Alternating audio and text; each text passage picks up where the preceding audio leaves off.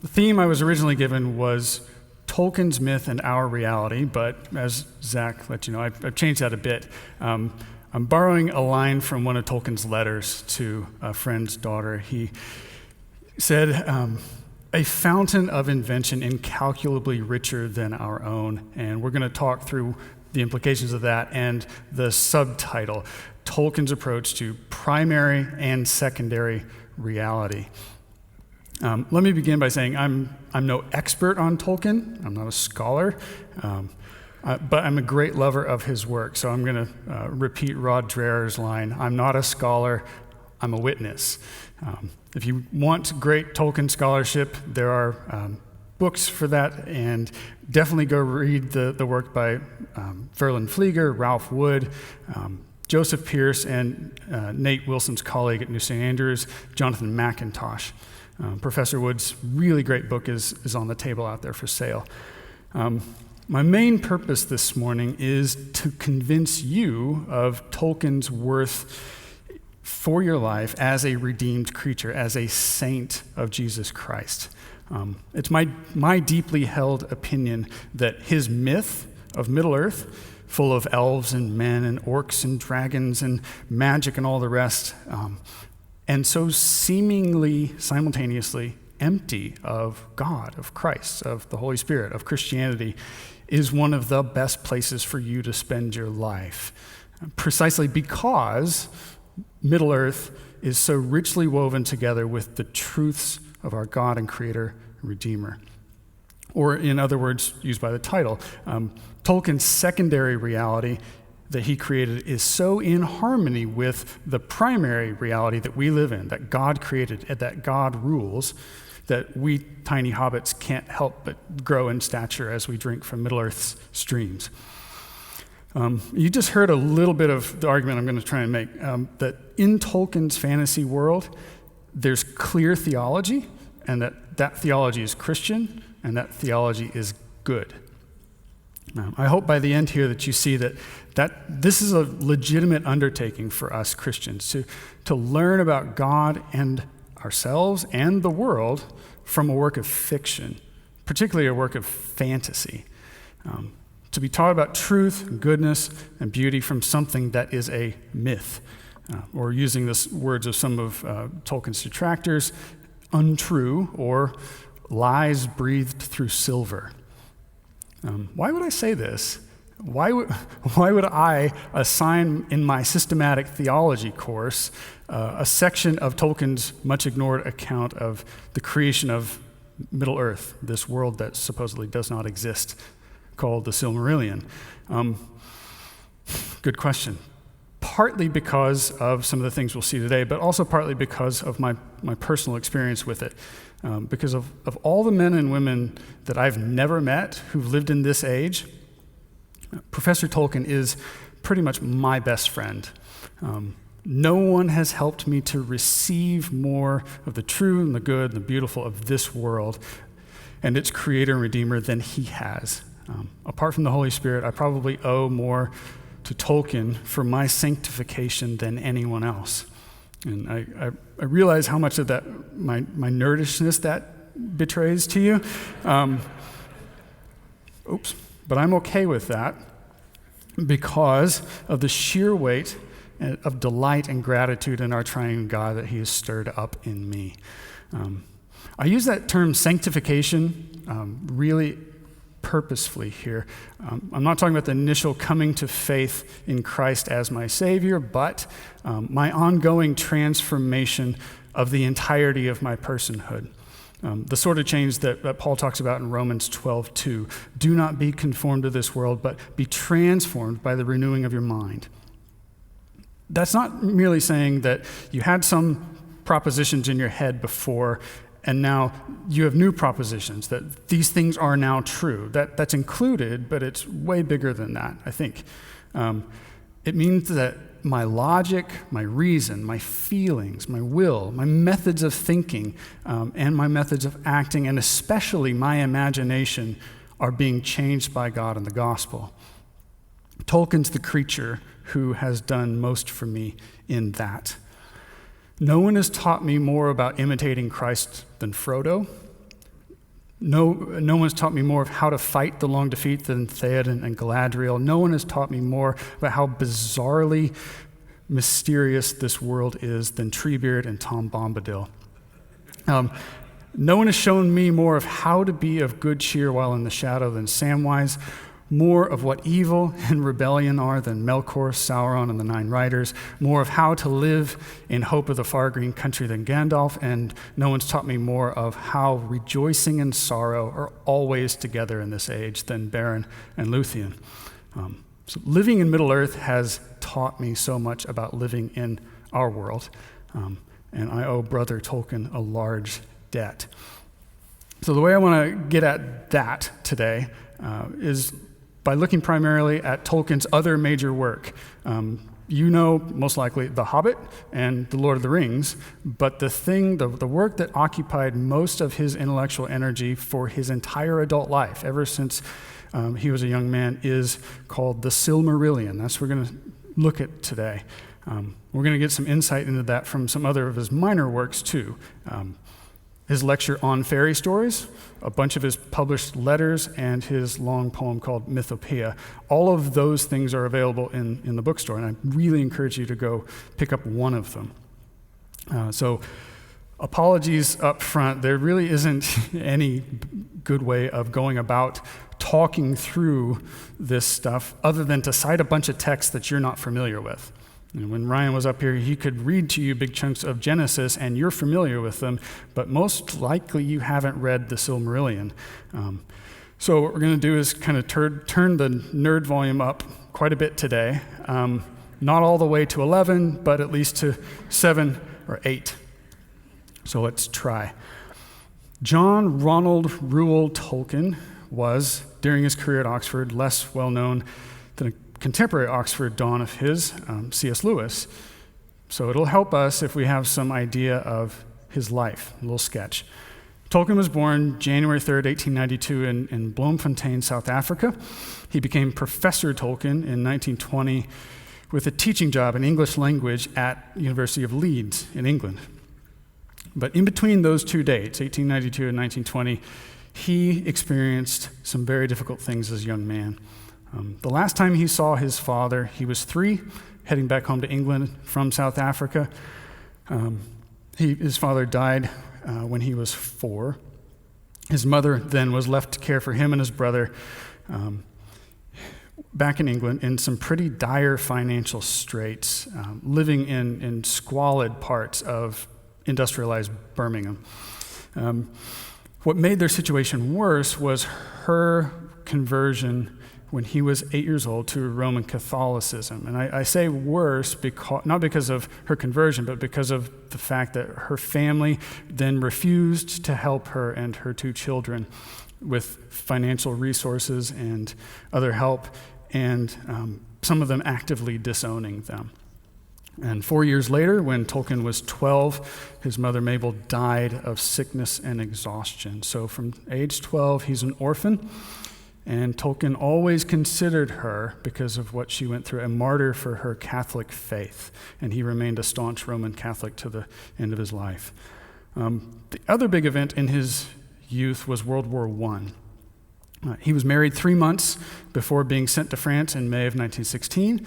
And by July, he was in the awful trench warfare of the Battle of the Somme. And we don't want to over-psychologize those events of his life into his work, but it's really, really clear that Tolkien is always awake to the reality of the shadow in this life. A large part of all of his characters' struggle in their lives is then to glimpse the light and to seek after it, even in the midst of such sorrows. 1925 saw him move to his last position. From then on till his retirement in 1959, he was professor of English literature and language at Oxford, and his title really is, he was a philologist. He was a lover of words, right? He studied languages in their historical development, and therefore he spent his life learning the change of words and grammar throughout time, and he did it by reading a culture's literary output. For Tolkien, this meant English, And therefore, he knew all of English's ancestors really, really well. Anglo-Saxon, Gothic, Old Norse, Germanic, Latin. He could speak all of those and write in all of those languages, but he could also read Icelandic, Welsh, Russian, French, and even some Finnish. He loved the words and the sounds that they made, and he loved not only reading the literature, but trying to discover the language's bones, where it has come from, why it is the way it is. He never published a lot of academic writing that you would think, oh, he's an Oxford professor, he's a scholar. Just a few articles here or there. The bulk of his career-oriented work was translating ancient poetry from these cultures. He did his best to sort of fill in the holes in those poems that were like you had a piece of paper and there was a gap there because something had eaten a hole through it. You don't know what it says. He would try his best to fill that in, or even sometimes to completely invent a poem that another extant work referenced. But he would do it all in that culture's time-bound language and style. It was those blank spaces that fascinated him. They're evidence of something yet to be discovered, some mystery there that really existed that he could find, like where the map ends, its undiscovered country. It's glimpses of a larger history which Tolkien believed gave those stories, the best ones, their attraction. That attraction, that discovery, is one of the key insights to good storytelling for him. So don't let that go as we work our way today. All of that academic work, though, was vastly outweighed by the amount of time, the number of pages he spent developing the languages, stories, characters, and the entire world of Middle-earth. The invention of this new world in all of its detail, however, it's just the flowering of a gift that he already had as a child. He always loved words, and he and his brother were lonely and bored enough to sit around and make up their own languages as kids. You can see the result of that trajectory through his life when you read Lord of the Rings, right? He not only includes a large number of songs or poems in the midst of all the action, which some of us have a distaste for some reason, and also big reason for critics to despise the work, but sometimes he even leaves those poems untranslated in some dialect of Elvish for us. Who does something like that? I'm not going to give it to you in English. You should know this Elvish just because of the way it sounds. To him, that was reasonable. But he does that, and he wrote the stories for this reason. He said always of Lord of the Rings and The Hobbit, he said, quote, "The invention of languages is the foundation. The stories were made to provide a world for the languages rather than the reverse."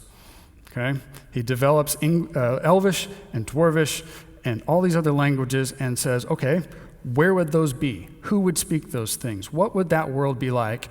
And now I'm going to spend my life writing about it. One principle he developed from his study and from the influence of fellow Inkling Owen Barfield was this, quote, "To ask what is the origin of stories is to ask what is the origin of language and of the mind. The incarnate mind, the tongue, and the tail are in our world coeval. They come together." So for Tolkien, human language, story or myth, and human imagination, your mind, are inborn, innate faculties, gifted to human beings all at the same time. They come together. This is what he saw in his study of ancient literature, and this is how he experienced his process of creating Middle-earth, writing about Bilbo and Frodo. And ultimately, he would say, that is the case for us because it is the case for God, our Creator. As that trajectory there brings us to our first big theological insight from his work.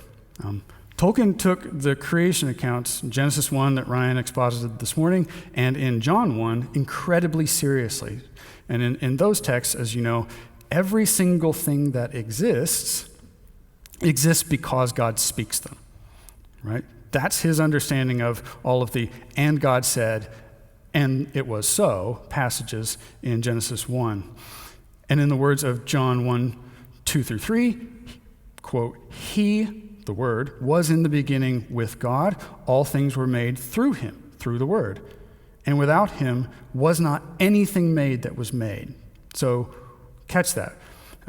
The world, me, you, are solely because God is the infinitely perfect Lord, and because that perfect God is, in some sense, himself Word. It is that God who is Word, who makes the world and its story, and he makes it by speaking. And it is this God in whose image we human beings are created. So for Tolkien, our nature as image bearers is that of maker, of what he would call sub-creator. And speech, words, are our most fundamental gift and the chief means for all of our making, all of our human creativity, for good or for ill. Okay, so remember that the Silmarillion that we're going to read through in a bit is Tolkien's account of the creation of the universe, perhaps even this universe. And note that he was very careful to write a lot of his stories as if they are written by a certain culture in a certain style, just like he would in his academic work. It wouldn't be fitting for him to have an account of the oldest knowledge of the creation of all things in the universe written in the style of a modern Western novel. He intended us to know that when we read the Silmarillion, that we're reading an English translation of the oldest extant text that was discovered, but it was originally happened to be written by one of the wise elves in Elvish and translated for us. Okay, so that's what we're going to be quoting from today, and he fully entered into that sort of worldview process in his writing of his stories. So that should explain the difference between the Silmarillion and your reading of The Hobbit. That's written by Bilbo Baggins. He's a simple hobbit. He's not going to write in this elevated style. So what we're going to read is Genesis in Elvish. Okay? So now we're going to have a bit of story time. And we're going to read a bit of how Tolkien portrays creation. So he says, there was Eru, the one, who in Arda is called Ilúvatar, and he made first the Ainur, the holy ones, that were the offspring of his thought, and they were with him before aught else was made. And he spoke to them, propounding to them themes of music, and they sang before him, and he was glad. That's essentially Genesis 1, 1 through 4, or some such in his world. So the characters that we have, Eru, the one, also called Ilúvatar, all father, father of all, that's God. But we also have the Ainur, translated holy ones. Later we see that some of those holy ones enter into the created world after it is made in order to guard and to govern it on God's behalf. And those are called the Valar. So you'll hear both of those in your reading, or translated the powers, or if you like, the gods, lowercase g. And immediately all of your paganism radars are going to start going off. And I'm going to say no to that. The way Tolkien describes the Valar, the Ainur, the activities that they undertake in the ways that they do them, they have limits. He tells us that they can't be strictly equated with the gods of the Greek and Norse myths. They're not of the same order once you get down to brass tacks. So, and we can also add to that the fact that in a letter later, he says that the Valar are, quote, meant to provide beings of the same order of beauty, power, and majesty as the gods of higher mythology, which can yet be accepted, he says rather baldly, accepted by a mind that believes in the Blessed Trinity. So when Tolkien writes this account, he's thinking explicitly in his mind as a Trinitarian Christian. Now, how can we have all of the beauty of and power of those sorts of beings in this story that accords with who God is and what the world really is like? Now, notice what the angels are doing before God. They're singing, and they're singing before aught else was made. Let's read on. Then Ilúvatar said to them, of the theme that I have declared to you, I will now that you make in harmony together a great music. And since I have kindled you with the flame imperishable, you shall show forth your powers in adorning this theme, each with his own thoughts and devices, if he will.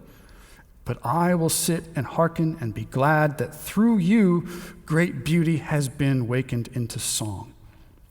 So do a little bit of exegesis here. Notice what they're saying. They're singing freely.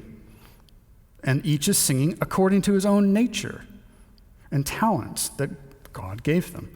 But also that they are singing according to and in harmony with the theme that Iluvatar had given to them. And all those three things are going to pay off in a minute. So now watch what happens. Then the voices of the Ainur, like unto harps and lutes, pipes and trumpets, and viols and organs, and like unto countless choirs singing with words, began to fashion the theme of Iluvatar into a great music. And a sound arose of endless interchanging melodies woven in harmony that passed beyond hearing into the depths and into the heights. And the places of the dwelling of Iluvatar were filled to overflowing, and the music and the echo of the music went out into the void, and it was not void.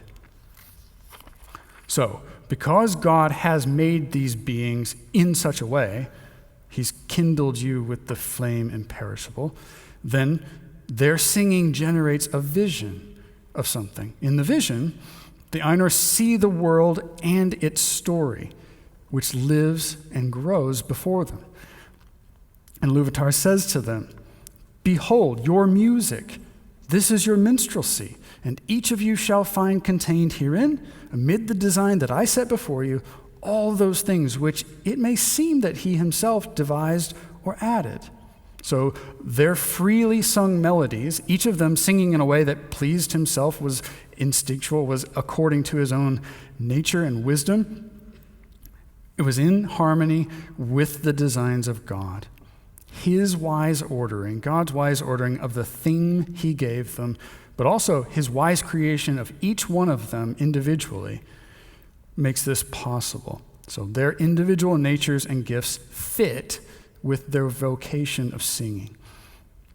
But they also saw that this vision of the world and its story, it contained things which they themselves hadn't thought. They hadn't intentionally sung them, and yet they're there. Those things are principally the children of Iluvatar, elves and men. They're amazed by these new creatures which are present, but they themselves didn't sing them. The Ainur sang according to the theme given and did so of their own free creativity, yet the whole of the world that they sang was bigger than the sum of their creaturely parts that they intended. This is how Tolkien puts it. Quote, when the Ainur beheld them, the children, the more did they love them, being things other than themselves, strange and free, wherein they saw the mind of Iluvatar reflected anew and learned yet a little more of his wisdom, which otherwise had been hidden even from them. So here, now let's apply this. Hear what Tolkien's saying about your own creativity. What we are to do is attend to the character of God and the nature of the world that he's made, and even to our own nature and giftings, and then work at whatever part we are given individually. Try to keep in harmony with his great theme. Your part might be small. It might seem odd and idiosyncratic to others, but you do the job in the way that you believe is best to do it, in accordance with the way the world is made.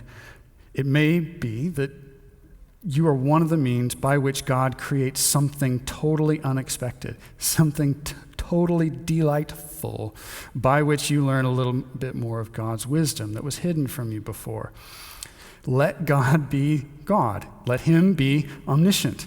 Let him be the one who sovereignly, providentially orders every single thing in the cosmos at every single moment.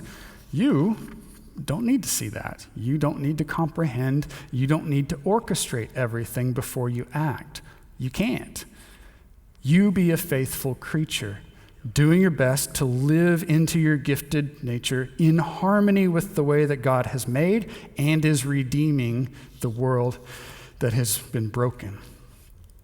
Okay, so think again about the Ainur's music now. When he says music, this is voices, not instruments. The Einar's voices themselves sound like pipes and organs, lutes and viols, yet they're singing words. Words are not jettisoned once we shift into music here.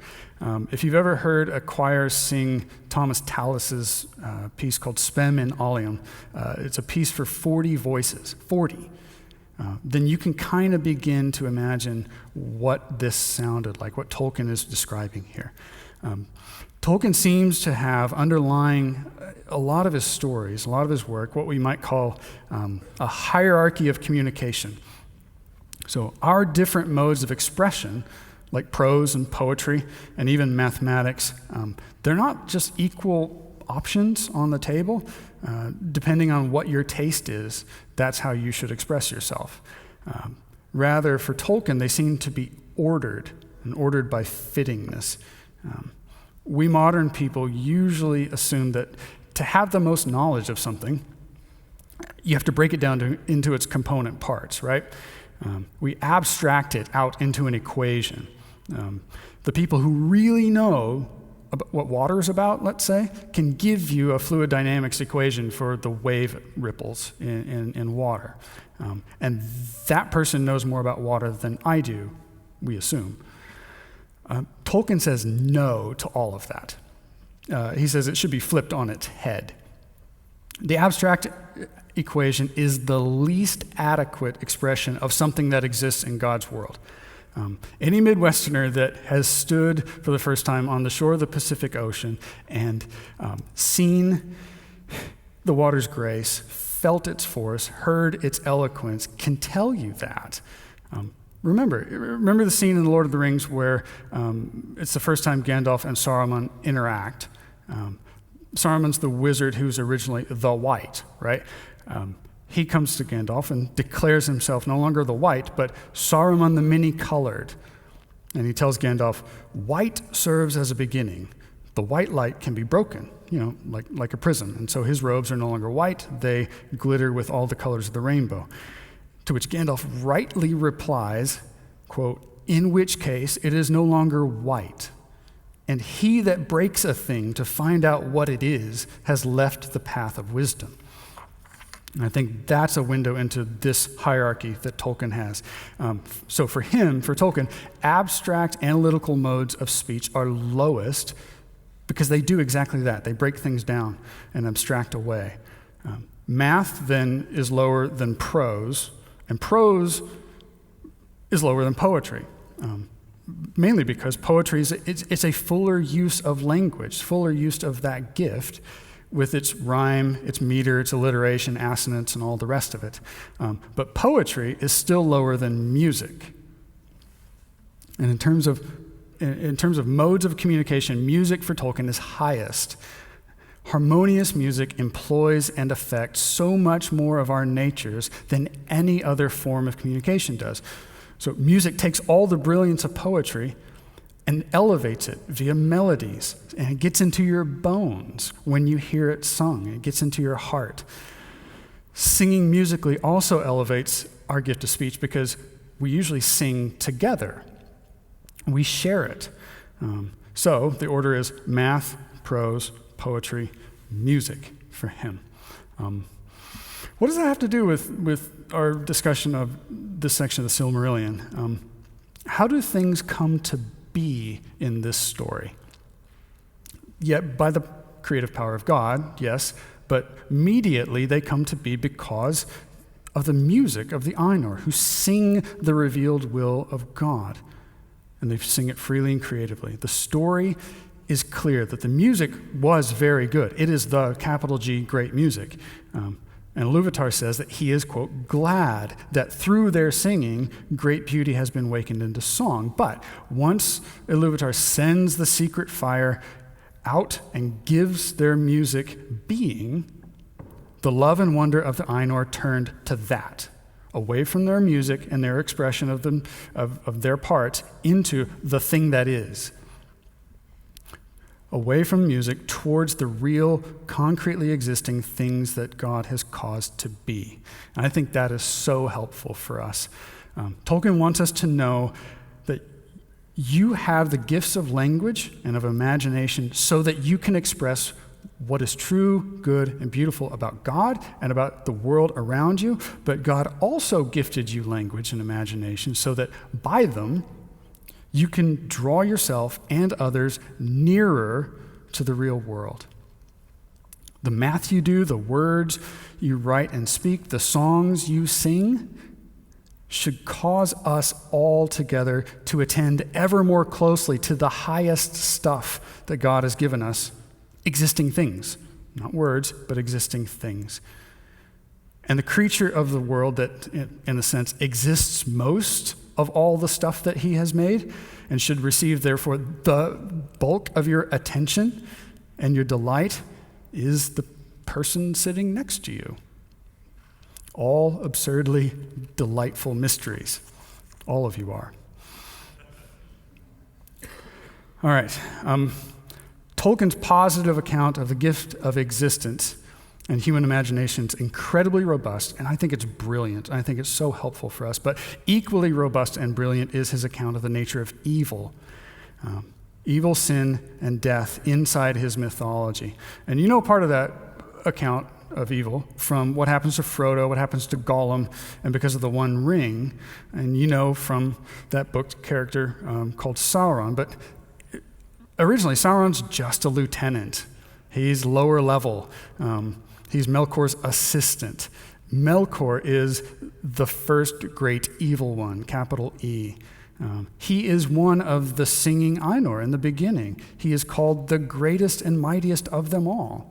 And so we skipped bits as we read earlier. So this is what we skipped. But as the great music progressed, it came into the heart of Melkor to interweave matters of his own imagining that were not in accord with the theme of Iluvatar. For he sought therein to increase the power and glory of the part assigned to himself. So, first, Tolkien's world is not dualistic. He's not Manichaean, okay? He's not got a good God and a bad God, and they're equal. That's not the world that he is living in, because it's not the world we live in. Melkor, later called Morgoth, is not created evil. He is not the equivalent evil deity. In the beginning, he's created by Iluvatar, and therefore is good. He is free. Tolkien knew his Thomas Aquinas, I think. This is from Summa, question 5 in part 1. Quote, goodness and being are really the same and differ only in idea. Every being that is not God is God's creature. Now every creature of God is good, and God is the greatest good. Therefore, every being is good. Now, but notice what the problem is. Melkor isn't faulted for being free. He's not faulted for being inventive and creative. It's that he had the wrong motive to increase the glory of his part. And he worked, quote, not in accord with the theme that was given to him by God. That's the definition of sin. Freely going against the wisdom of one's created nature, which is given by the perfect will of God. We'll later call it law. Sin is acting against the way God has created things to be in his utterly perfect wisdom. But Tolkien sharpens that. He doesn't leave it that vague. He makes it more clear.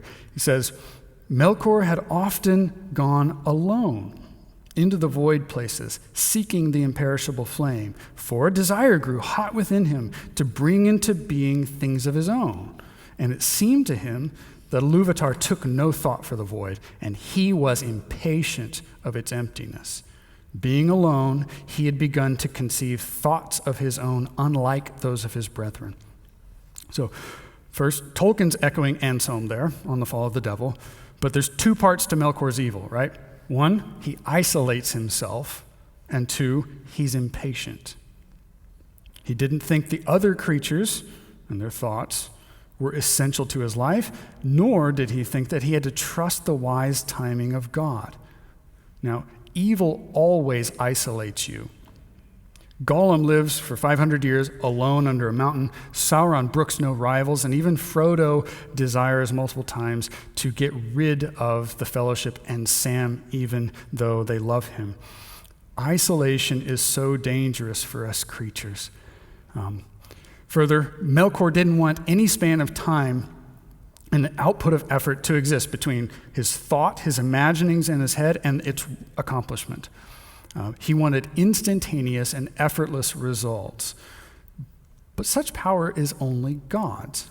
For Tolkien, magic and modern machinery, two sides of the same coin for him, they are man's attempts to do exactly that, to wield this sort of power in an uncreaturely way in order to satisfy man's sinful hastiness.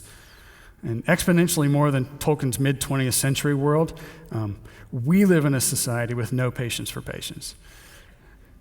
Even if you want to write a handwritten letter, or want to walk to church, or spend an afternoon with your neighbor, your schedule, the plans of your city, and your little device in your pocket, which has probably been buzzing part of the morning, militates against that. It fights you for that patience and attention.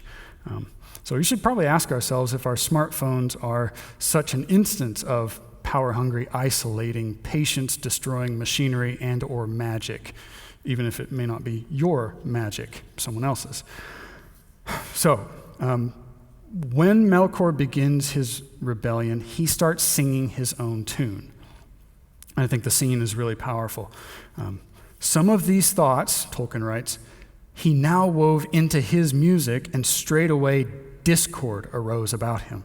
It spread ever wider to others, and the melodies which had been heard before foundered in a sea of turbulent sound. But Iluvatar sat and listened until it seemed that about his throne there was a raging storm, an endless wrath that would not be assuaged. You can kind of get the picture from that, or if we use a different musical illustration, you can kind of get it. If you've ever listened to John Coltrane's music after 1965, after Ascension, that might sound a bit like this. Compared to Tallis, or let's say Mozart's clarinet concerto, that bit of Coltrane sounds clamorous and violent, like it's an endless sea of wrath that will not be assuaged. Melkor's using his gifts of freedom and of imagination to do evil, to break up the harmony of the all-wise music with cacophony. As he'll later do with elves that he captures, he tortures and twists them into orcs. That's what orcs are, they're elves. Melkor can only take what is given by God and pervert it. He can mar it. Evil can't properly create anything. Now, listen to Melkor's sin. Quote, "But Melkor desired rather to subdue to his will both elves and men, envying the gifts which Iluvatar promised to endow them, and he wished himself to have subjects and servants, and to be called Lord, and to be a master over other wills." That's obviously, again, Orthodox Christian teaching. The devil's sin, and ours, is, quote, wanting to be like God, right? Think about that, though, for a second. Aren't we called to be holy as he is holy? Aren't we called to live godly lives? Aren't we called to imitate Christ? It's being like God. Well, what's the difference? I think we have to be just more explicit. Sinful activity is trying to be like God apart from our creaturely limits of being.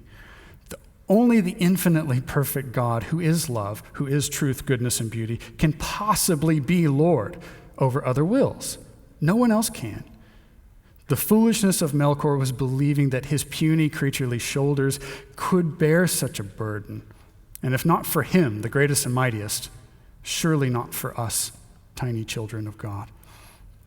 And lastly, look at Iluvatar's response to the discord. He says, Iluvatar arose, and the Einar perceived that he smiled. And a new theme began amid the storm, like and yet unlike to the former theme. Melkor's music tried to drown the other music by violence of its voice, but it seemed that its most triumphant notes were taken in by the other and woven into its own solemn pattern. The history of the world that God sovereignly ordained takes in the imaginings of evil, and it weaves them into its own music. Iluvatar himself explains it like this: "Mighty are the Ainur, and mightiest among them is Melkor, but so that he may know in all the Ainur that I am Iluvatar. Those things that you have sung, I will show them forth. that you may see what you have done. And you, Melchior, shalt see that no theme may be played that hath not its uttermost source in me, nor can any alter the music in my despite. For he that attempteth this shall prove but mine instrument in the devising of things more wonderful, which he himself hath not imagined. And thou, Melchior, wilt discover all the secret thoughts of thy mind, and wilt perceive that they are but a part of the whole and tributary to its glory. Now, that is one of the most insightful and powerful portrayals of evil, rebellion, and omniscient providence for goodness and glory that I have ever read. And I dare say it's better than most theological descriptions that I've read as well. We sinners fool ourselves into thinking that we can cause, with our freedom, things that God doesn't foresee and intend, as if we are omniscient and omnicausal. How could we possibly imagine using our gifts in a way that the giver of them can't anticipate or does not understand? That's an example of what Christian Wyman says. Art is often better at theology's job than theology is. I agree, and Tolkien's myth is a case in point. Your imagination should be employed like Tolkien's is here, to point to the truth of our being in the world, even our sin, and to point to it vividly, compellingly, and strangely. Melkor, the Ringwraiths, Gollum, and even J.K. Rowling's Lord Voldemort, those characters teach us most robustly about the nature and danger of evil, and we need more of them. So get busy. All of what we've talked about so far this morning are examples of faithful use of imagination. They finally bring us to Tolkien's concept of myth, the original topic I was given. Isn't it a bit problematic, for many reasons, that I, as a modern evangelical, Bible-believing, sola scriptura Christian theologian, would commend to my students and to you a fictional story that's considered, quote, escapist, childish, patently false? Isn't that how we understand the word myth? A story that's not true. Isn't that myth's definition? A colleague of Tolkien's at Oxford in the 1930s called myths, quote, lies breathed through silver. And Tolkien, though, used the word myth in completely the opposite way. For him, myth is a kind of symbolic story used to express truth. For him, the big thing about the Old Norse and Icelandic myths was not their historical inaccuracy, but the fact that they were actually the best way of getting across truths that are otherwise inexpressible. As we've seen, some truth is not expressible by an equation or even a prose argument. Now, those old myths were made by persons, sinners, yes, but they were persons made in the image of God, the creator, the speaker of worlds. And Tolkien told this colleague in the middle of a very late windy night in Oxford, quote, we've come from God, and inevitably the myths woven by us, though they contain error, will also reflect a splintered fragment of the true light, the eternal truth that is with God. Our myths may be misguided, but they steer, however shakily, towards the true harbor. So those myths were, in a tiny way, true for Tolkien, only because they work on us and point us to the real truth of the world God has made. The virtue of a myth or fairy tale is its work on us in, quote, satisfying certain primordial human desires. Which ones? Tolkien says, the desire to survey the depths of time and space, to see a glimpse of an island far off on the horizon and want to go there, to read about an ancient song and trace back its roots, and ultimately it satisfies that sense of exile from Eden that we all feel together. Myth also, he says, satisfies the desire to hold communion with other living things. The myth, the really great fairy story, has a lasting effect on us. Our desires are satisfied a bit, and yet something in us longs for more of it, to go further up and further into that world and its story. So Tolkien says, quote, fairy stories are plainly not primarily concerned with possibility, could this happen or not, but with desirability. If they awaken desire, satisfying it while often whetting it unbearably, they succeed. So Lord of the Rings, Hobbit, Silmarillion are Tolkien's effort to create a secondary reality, a myth, that delights and awakens desire for recovery of what was lost, for escape from present ills, especially death, and a myth that offers consolation of the happy ending. The best of fairy stories, he says, bring us this happy ending as what he calls eucatastrophe. Quote, the sudden joyous turn, a sudden and miraculous grace, never to be counted on to recur. The best fairy stories also don't deny sorrow and failure. Quote, the possibility of these is necessary to the joy of deliverance. But fairy stories do deny, in the face of much evidence, universal final defeat. And insofar as that's the case, they are evangelium, gospel, giving a fleeting glimpse of joy beyond the walls of the world, poignant as grief. And more than any story spun by the heart of man, Tolkien's myth has brought that to me. And I hope it will to you. His words have mark of a good fairy story.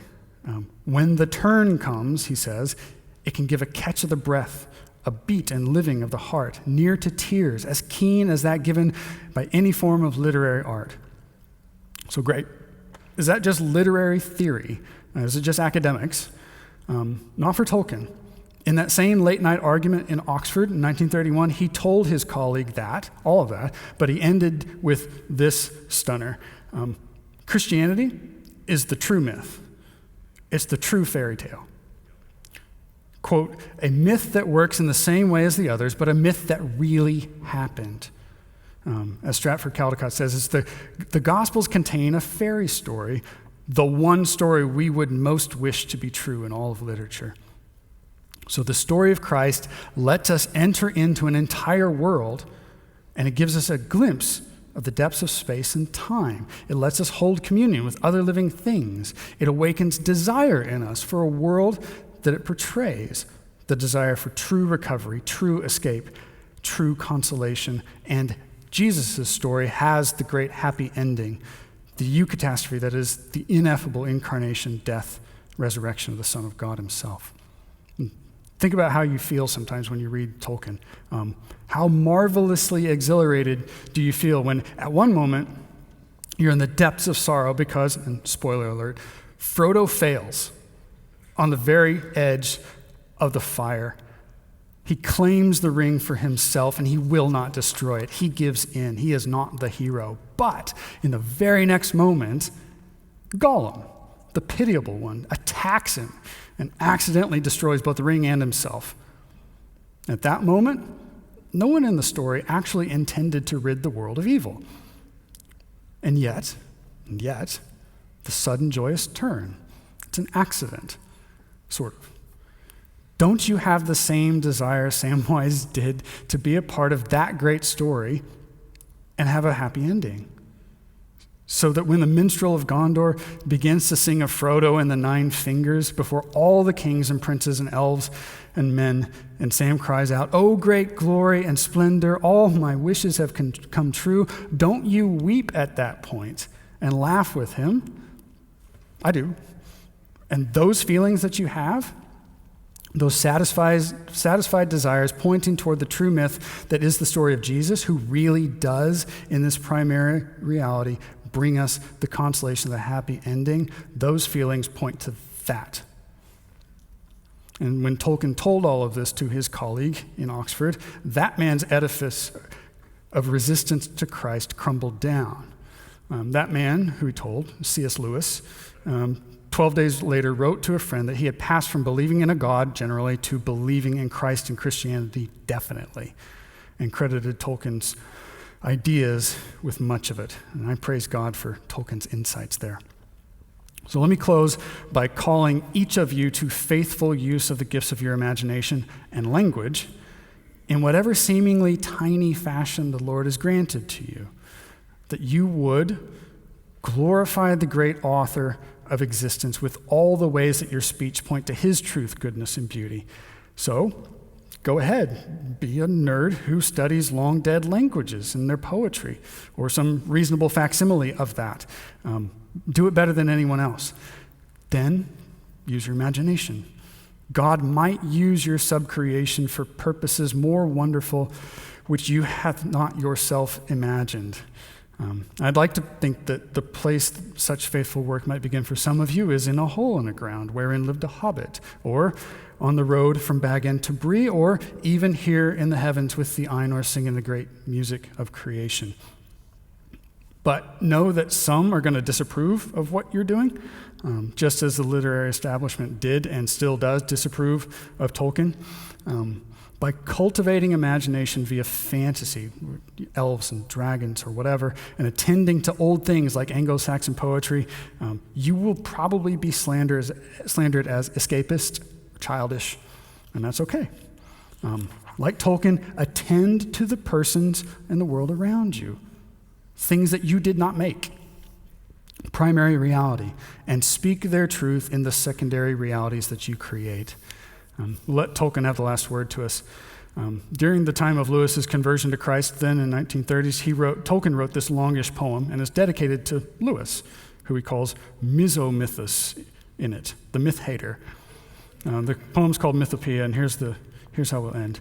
Blessed are the timid hearts that evil hate, that quail in its shadow and yet shut the gate, that seek no parley and in guarded room, though small and bare, upon a clumsy loom weave tissues gilded by the far-off day, and hoped and believed in under shadow's sway.